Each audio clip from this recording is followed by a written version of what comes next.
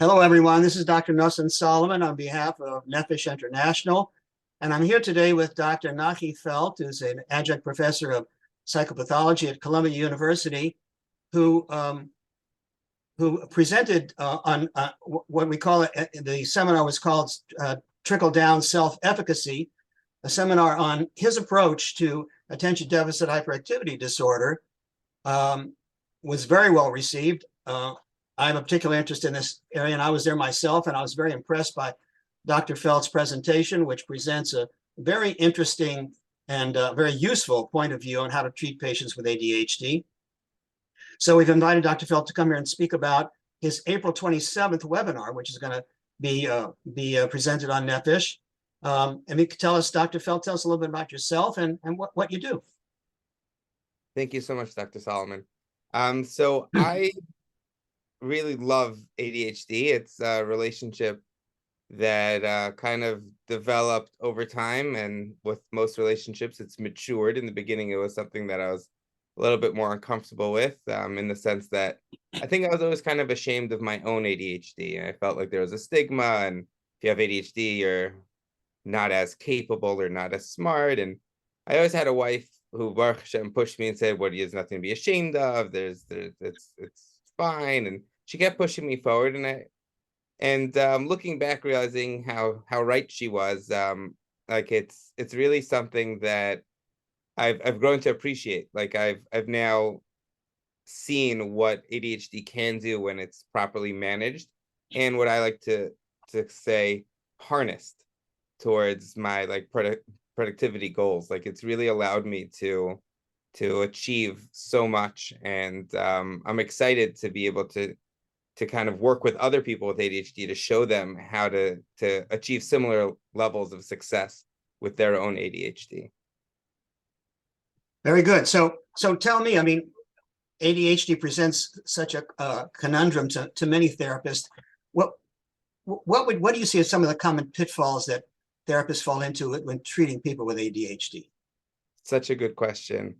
And I myself used to like struggle with that when I first started as well, and it makes it easier for me to relate to all of my fellow therapists who share these concerns with me, which are that sometimes therapists find that like the inconsistencies really prevent such an obstacle to effective treatment.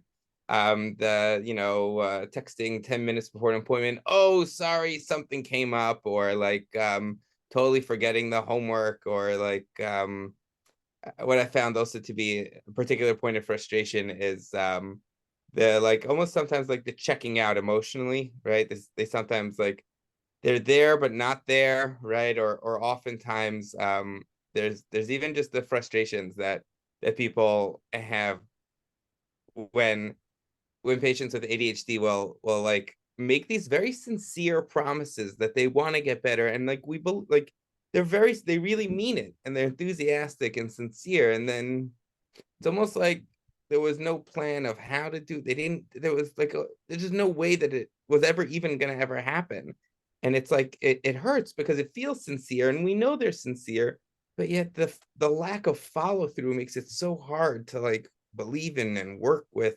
these patients successfully. It could be like a source of like consternation and a lot of frustration for so many. Well, I know that your approach leans heavily on executive functioning, and working with that, and that it's so critical. Can you tell us a little bit about that? How you work that into your approach?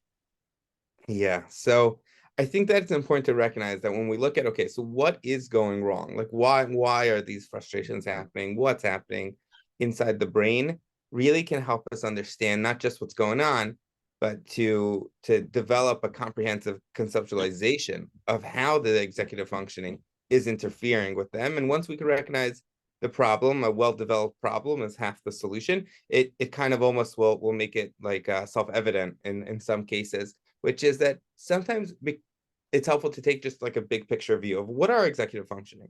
So executive functions are really the way that we interact with our world, right? Meaning if you think of executive function as a control tower, so there's all this data coming in, has to be processed, and then it has to be dealt with and put out, right? So there's the input and output of data. And so what's going on is that then what you really need is to have an understanding of how is this information coming in, and what are the problems with the way that that data is coming into the brain before it could be processed.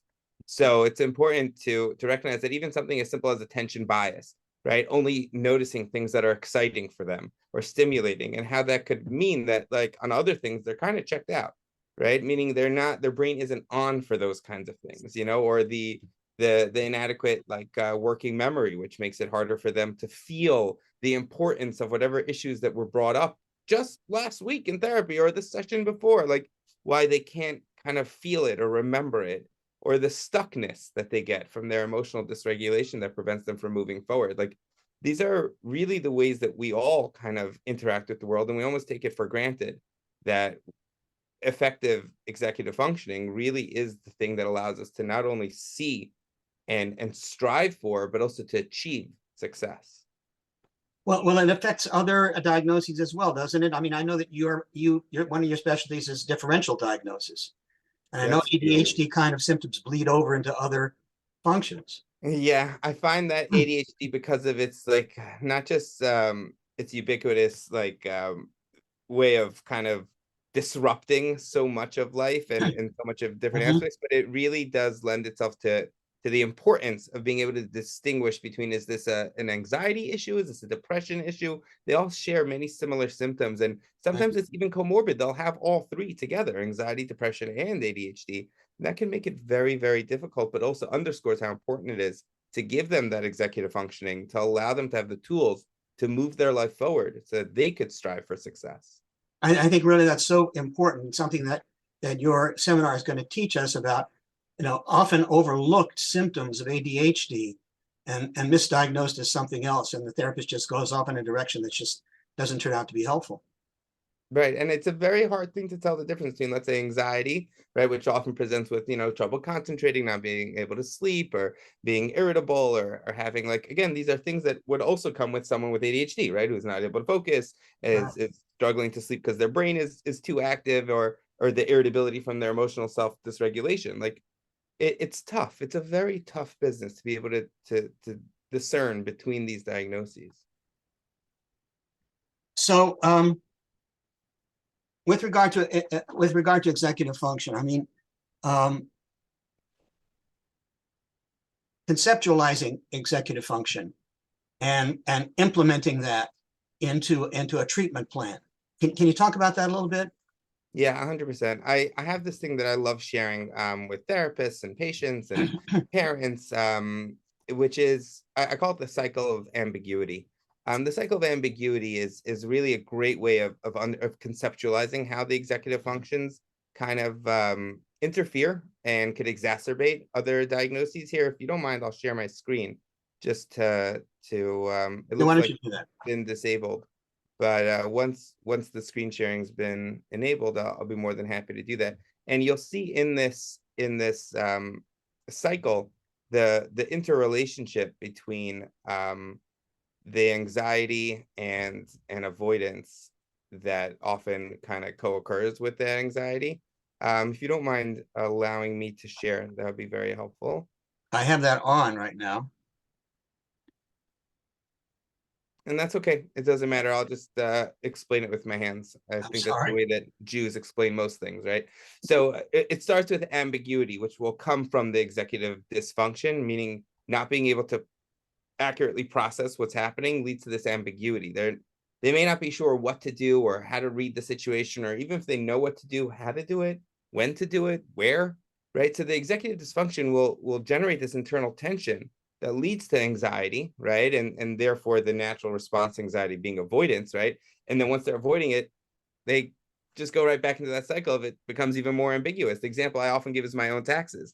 I get this long email from my accountant. Could you send me the 1099, the W-2s? I know that. I know a 10, I know a W-2. But once he starts asking me for P&Ls and this and that, like, then I start getting ambiguous and vague. I feel this thing. And then the sweet relief of mark unread.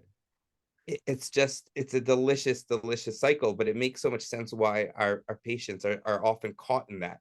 And if we're only seeing the anxiety because they don't have the self-awareness to recognize its cause, which is really the underlying ambiguity, we could really end up just treating anxiety again and again and again without really getting to the real core cause, which is their executive functioning induced ambiguity. Well, Dr. Felt, I mean, we're looking forward to this. April 27th, that webinar.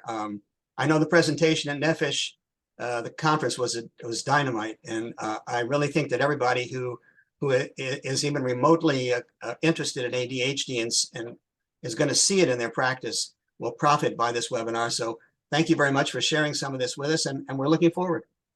Thank you so much, Dr. Solomon.